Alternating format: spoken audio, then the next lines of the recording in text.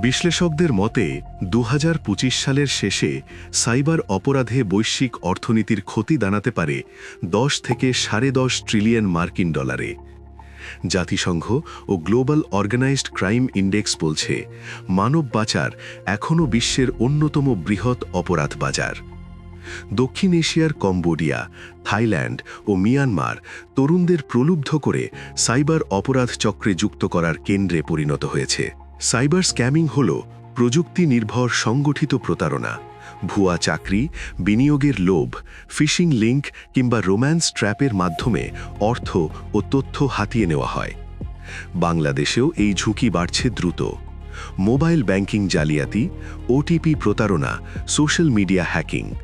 Cyber scamming এখন শুধু online অপরাধ নয়, বরং একটি বিস্তৃত বৈশ্বিক অপরাধ নেটওয়ার্ক। বাজিতপুরের আল-আমিন কম্পিউটার দক্ষ এক তরুণ। ২০২৩ সালে তিনিও হয়ে ওঠেন সাইবার ট্রাফিকিংয়ের টার্গেট। আমার এক ফুফাতো ভাই, সে আমাকে বলে যে তোমার জন্য উচ্চ বেতনের একটি চাকরি ব্যবস্থা করছি, তুমি যদি চাও বিদেশ যেতে পারো। তখন আমি বললাম ঠিক আছে, কী ধরনের কাজ? সে বললো তুমি যেহেতু কম্পিউটার পারো সেহেতু কম্পিউটারের কাজ আছে, অপারেটিং সিস্টেম। বললাম স্যালারি কত? তখন সে বললো যে $১,০০০। তখন তাকে আমি সব মিলিয়ে টোটাল ৫,৩০,০০০ টাকার মতো তাকে প্রদান করি। তারপর সে আমাকে পাঠানোর প্রক্রিয়া শুরু করে, যা আমাকে একটা ডেট দেয়, এত তারিখে তোমার ফ্লাইট। আমাকে সে কম্বোডিয়ার ভিসা পাঠায় হোয়াটসঅ্যাপে। তখন ওই ভিসাতে লেখা ছিল ভিসা, ট্যুরিস্ট ভিসা যেটাকে বলে। তখন তাকে আমি জিজ্ঞেস করি, ভাই তাহলে আপনি তো আমাকে ওয়ার্ক ভিসা দেওয়ার কথা ছিল, এখন তো এখানে ভিসা দিচ্ছেন। তখন সে বলে, আরে ভাই পাঠাইতেছি, ভাই বুঝবো এটা, ওইখানে যাওয়ার পরে আমি তোমাকে সব কিছু ঠিকঠাক করে দিব, এটা তো আমার দায়িত্ব। তখন আমি বললাম ঠিক আছে ভাই, তাহলে তো সমস্যা নেই, কারণ যেহেতু আমার ভাই সেক্ষেত্রে আমি আর এতটা জাজ করি নাই বা বিস্তারিত জানতে চাইনি। তখন আমাকে বাড়ি থেকে নিয়ে যায়।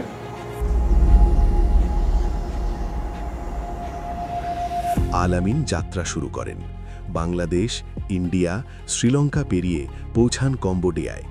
কিন্তু সেখানে গিয়ে বুঝলেন তিনি পাচারের শিকার। কম্বোডিয়াতে আমাকে রাসেল নামের এক ব্যক্তি উনি রিসিভ করে এবং তার বাসায় নিয়ে যায়। জিহাদ নামের একজন ব্যক্তির কাছে দেয়। উনি আমাকে, আরও অনেক লোক ওইখানে ছিল, তাদের সবাইকে নিয়ে একটি কোম্পানিতে, স্ক্যাম সেন্টার যেটা, ওইখানে আমাদেরকে নিয়ে যায়। কিন্তু আমি 2 দিন ওইখানে জব করার পর আমি বুঝতে পারি যে এটি ছিল একটি স্ক্যাম সেন্টার এবং প্রতারণামূলক কাজ। তারপর আমি অফিসের বসকে বলি যে আসলে আমি ওই কাজটা করতে চাই না, বা আমি এই কাজ আমার মাথায় ঢুকে না। আমাকে কোম্পানি থেকে বের করে দেয়, আমার পাসপোর্ট রেখে দেয়। তারপর আমি পাসপোর্ট চাই, ওনারা বলে যে তোমাকে ওইখানে $3,000 বিনিময়ে আমাদের কাছে দিয়ে গেছে, যা পরিশোধ করলে তুমি পাসপোর্ট পেতে পারো, অন্যথায় তোমাকে পাসপোর্ট দেওয়া হবে না। আমাকে একটি রুমে নিয়ে 2 বার ইলেকট্রিক শক দেয়। অমানবিক চাপ, মারধর, হুমকি সবকিছুর মাঝেও তিনি অপরাধে যুক্ত হতে অস্বীকৃতি জানান। ভোর সকালে পালিয়ে আমি আরেকজনের কাছে আশ্রয় নিই। সে আমাকে বলে যে তোমার পাসপোর্টটা আমি উদ্ধার করে দিব এবং তোমাকে অন্য একটা জব ব্যবস্থা করে দেব, তুমি আমাকে 60,000 টাকা দিলে আমি ওটা করে দিতে পারবো, আমার জন্য এটা কোনো সমস্যা না। তখন আমি ওইখানে আমার বাড়ি থেকে আবার 60,000 টাকা ঋণ করে নিয়ে তাকে দেওয়ার পরে সে ওই টাকা মেরে দেয়। অবশেষে একদিন তিনি জানতে পারেন বাংলাদেশ পুলিশ ও পররাষ্ট্র মন্ত্রণালয়ের সহায়তা সেবার কথা। সাহস করে যোগাযোগ করেন। তখন আবার সিআইডি থেকে আমার সাথে যোগাযোগ করে যে এই বিষয়, তোমার তো এরকম একটা কমপ্লেন ছিল, এখন তোমার কি অবস্থা? তখন বিস্তারিত বললাম। তখন ওনারা আবার ওয়েনরুকের সাথে হয়তো যোগাযোগ করেছে, ওয়েনরুক থেকে আমাকে যোগাযোগ করার জন্য বলে ওয়েনরুকের সহায়তায় টিকিট কেটে দেয়।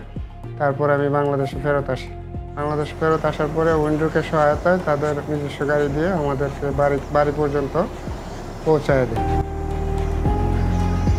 আল-আমিনের আসলে বাংলাদেশের প্রত্যাবর্তন বা রিপ্যাট্রিয়েশনের ক্ষেত্রে আমরা অনেকগুলি স্টেক হোল্ডারের সাথে কমিউনিকেশন করি। আমরা স্বরাষ্ট্র মন্ত্রণালয়, পররাষ্ট্র মন্ত্রণালয়, আমাদের যাদের সাথে কাজ করি তাদের সাথে কথা বলি, এছাড়া সিআইডির সাথেও কথা বলি এবং এম্বাসির সাথে যোগাযোগ করি। আমাদের যে থাইল্যান্ড এম্বাসি আছে, বাংলাদেশ এম্বাসি ইন থাইল্যান্ড, তাদের সাথে যোগাযোগ করি এবং তারা আল-আমিনের ট্রাভেল পাস দ্রুত করে দেন। দেশে ফিরে জীবন ছিল অনিশ্চিত, মর্যাদাহীন। এবং পরবর্তীতে তারা বিভিন্ন সময় আমাকে বিভিন্ন প্রোগ্রাম, বিভিন্ন অনুষ্ঠানে আমাকে অ্যাটেন্ড করায় এবং আমাকে উদ্বুদ্ধ করে আমার মনোবল যাতে না হারিয়ে যায়, আমি যেন হতাশ না হই, তারা বিভিন্নভাবে আমাকে সাহায্য সহযোগিতা করে। এরই মধ্যে আমাকে তারা একটি ল্যাপটপ, একটি আইপিএস এবং আরও অনেক কিছু আমার ব্যবসায়িক কাজের জন্য তারা সাহায্য করার জন্য চেষ্টা করতেছে। সাইবার অপরাধ, বিশেষ করে সাইবার স্ক্যামিং, এগুলোর শিকার হওয়া একদিনে বন্ধ হবে না। তবে এ বিষয়ে সবার মধ্যে ব্যাপক সচেতনতা ছড়িয়ে দিতে পারলে সাইবার ট্রাফিকিং অনেকটাই কমানো সম্ভব। আর যেন কেউ এই প্রতারণার ফাঁদে না পড়ে, সেটাই আল-আমিনের মূল লক্ষ্য। তাই আমি বলতে চাই, বিদেশ যাওয়ার আগে অবশ্যই যাচাই করুন এবং প্রয়োজনীয় ওয়েবসাইট দেখুন, প্রয়োজনীয় হেল্পলাইনের সহায়তা নিন।